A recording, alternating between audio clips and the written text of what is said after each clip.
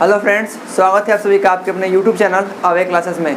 आज हम लोग इस वीडियो में पढ़ने वाले हैं राष्ट्रीय छात्रवृत्ति योजना 2023-24 के लिए जो हम लोग का इतिहास होने वाला है, यानी कि सामाजिक विज्ञान में जितने भी हमारे आते हैं उन सबको हम अच्छे प्रकार से ध्यान से सुनेंगे और सुनने के साथ साथ यदि मैं जो भी महत्वपूर्ण टॉपिक बताता हूँ आप उनको नोट्स भी करेंगे।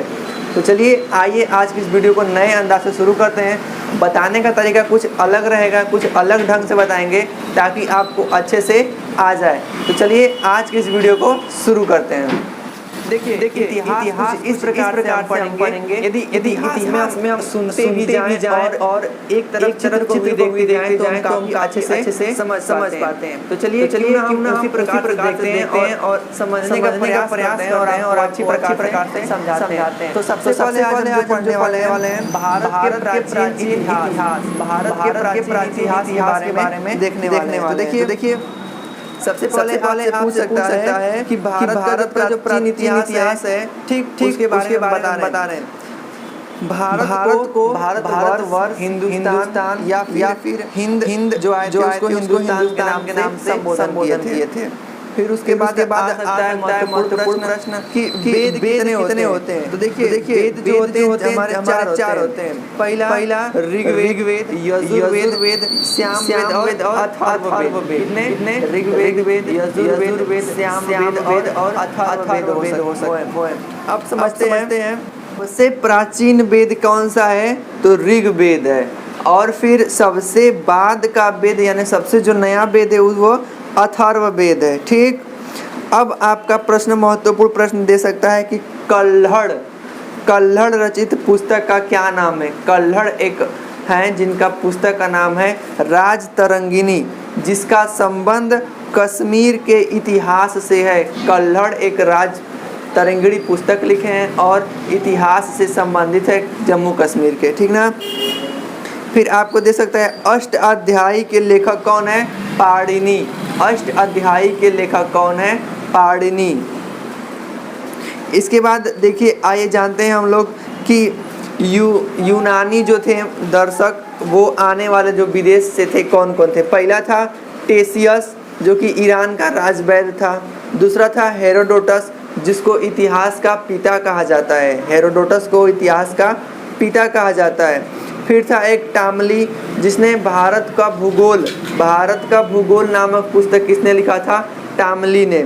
नेक्स्ट है, अब देखते हैं चीनी लेखक कौन थे। एक था फाहियान जो नरेश चंद्रगुप्त द्वितीय के दरबार में आया था।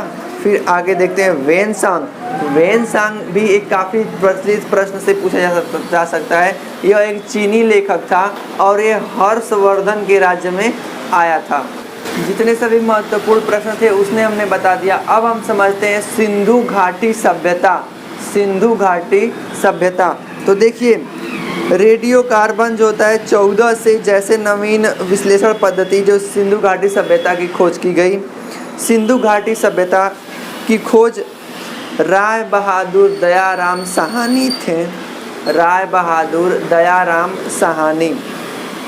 नेक्स्ट आपसे पूछ सकता है कि सिंधु घाटी की सर्वाधिक पश्चिमी पुरातात्विक स्थल नदी किस किनारे था? तो सतकागेंडोर के किनारे था। नेक्स्ट आप लोग से जितने भी महत्वपूर्ण है उनको हम बताने का प्रयास करेंगे। तो देखिए आपसे पूछ सकता है ना कि आग का आविष्कार किस काल में हुआ? तो आग का आविष्कार पूरा पाषाण काल में हुआ तथा पहिए का आविष्कार नव पाषाण काल में हुआ था। इसी नव पाषाण काल में ही सबसे पहले आदि मानवों ने कुत्ते को पालना सीखा। फिर पूछ सकता है कि मनुष्य ने सर्वप्रथम किस धातु का प्रयोग किया? तो मनुष्य ने सर्वप्रथम तांबा धातु का प्रयोग किया। किस धातु का? तांबा धातु का प्रयोग किया था। तथा उसके द्वारा प्रयोग किए जाने वाला हथियार या औजार कौन था? कुल्हाड़ी। कौन सा था? कुल्हाड़ी। अब नेक्स्ट देखते हैं। नेक्स्ट है कि जो है सिंधु घाटी का एक नगर है जिसको बोलते हैं मोहनजोदाड़ो। तो भारत का सबसे प्राचीन नगर मोहनजोदाड़ो था। मोहनजोदाड़ो का मतलब क्या होता है? तो मोहनजोदाड़ो का अर्थ होता है मृतकों का टीला। मृतकों का टीला, ठीक ना। नेक्स्ट, भारत में मनुष्य संबंधी सबसे पहला प्रमाण नर्मदा घाटी में मिला। मनुष्य का जो प्रमाण है नर्मदा घाटी में मिला था। सिंधु घाटी सभ्यता की सबसे प्रमुख या पहले खोजे जाने वाली फसल कौन थी? गेहूं और जौ। गेहूं और जौ था, ठीक ना। अब देख सकते हैं, अब हम लोग आगे बढ़ते हैं कि हड़प्पा सभ्यता किस नदी के किनारे खोजी गई थी? तो रावी नदी। मोहनजोदाड़ो किस नदी के? सिंधु नदी। हड़प्पा सभ्यता का खोज या उत्खननकर्ता कौन थे? दयाराम साहनी। मोहनजोदाड़ो के कौन थे? राखलदास बनर्जी। राखलदास बनर्जी। तो इस प्रकार से जितने भी सिंधु सभ्यता से आने वाले प्रश्न थे उनको मैंने बता दिया। अब हम आते हैं वैदिक सभ्यता में। वैदिक सभ्यता आपकी ऋग्वेद काल के बाद 1500 से 1000 ईसा पूर्व में शुरुआत हुई। आर्य सर्वप्रथम पंजाब और अफगानिस्तान में बसे। मैक्स मूलर ने आर्यों को मूल निवासी मध्य एशिया का बताया था। एक प्रश्न आता है कि आर्यों की भाषा क्या थी? तो आर्यों की भाषा संस्कृत थी। इसके बाद नेक्स्ट हम लोग पढ़ते हैं, इसमें और कोई तो हाँ, आर्यों के प्रिय पशु घोड़ा एवं सर्व प्रिय बोल सकते हैं देवता कौन थे? इंद्र थे। अब हम लोग पढ़ने वाले हैं जैन धर्म। जैन धर्म के बारे में कुछ बातों को जान लेते हैं, फिर उसके बाद एक एक करके उसका अध्ययन करते हैं। तो देखिए जैन धर्म जो है ना, इसमें ना तीर्थकर हुए। देखिए जैन धर्म के प्रथम तीर्थकर थे ऋषभ देव। ऋषभ देव। 23वें तीर्थकर थे पार्श्वनाथ। और सबसे अंतिम बोल सकते हैं महावीर स्वामी। 24वें तीर्थकर थे महावीर स्वामी।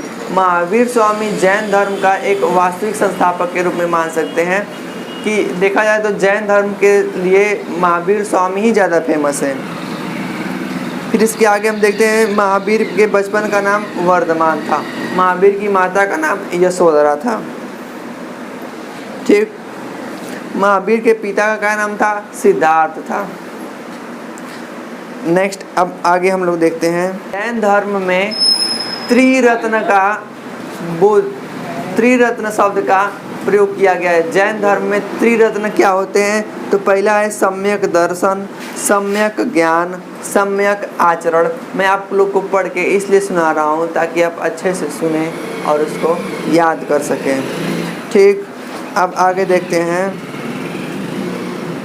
कि जैन धर्म की जीवनी भद्रबाहु द्वारा रचित कल्पसूत्र, एक पुस्तक का नाम है कल्पसूत्र। इसमें भद्रबाहु द्वारा रचित है, जैन धर्मों के तीर्थकर के बारे में लिखा गया है, जिस पुस्तक का नाम है कल्पसूत्र।